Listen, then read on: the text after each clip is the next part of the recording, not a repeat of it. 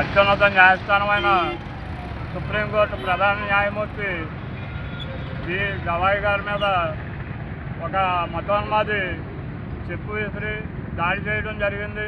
దీన్ని మన వామపక్షాల తరఫున ఈరోజు దేశవ్యాప్తంగా దీన్ని తీవ్రంగా ఖండిస్తున్నాం.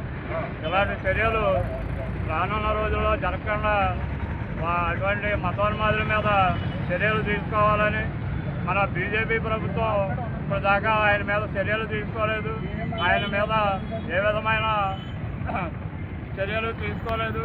అలాగే దాన్ని ఖండించడం కూడా ఖండించలేదు.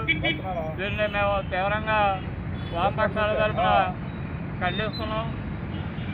బిఆర్ గవాయి గారు ఏమన్నారంటే ఆయన ఈ అక్కడ మన ఖజురా పార్కులో ఈ విగ్రహం యొక్క తగలేదని వాళ్ళు పిటిషన్ వేయడం జరిగింది. ఆ పిటిషన్ని విచారించి ఆయన ఏమన్నారంటే ఇది మన జియోలాజికల్ సర్వే వారు దీన్ని చెయ్యాలి, మా చేతిలో ఉండదు, ప్రభుత్వాన్ని దీని మీద మీరు ఇచ్చేస్తే సెంట్రల్ గవర్నమెంట్ దీన్ని పరిశీలించమని చెప్పారు.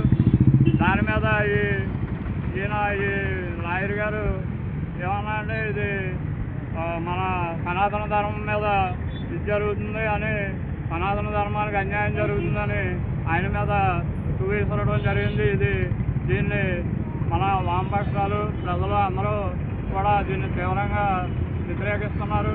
ఇటువంటి చర్యలు జరగకుండా బీజేపీ ప్రభుత్వం ముందు చర్యలు తీసుకోవాలని, ఇటువంటి సంఘటనలు జరగకుండా చర్యలు తీసుకోవాలని వామపక్షాల తరఫున మేము డిమాండ్ చేస్తున్నాం.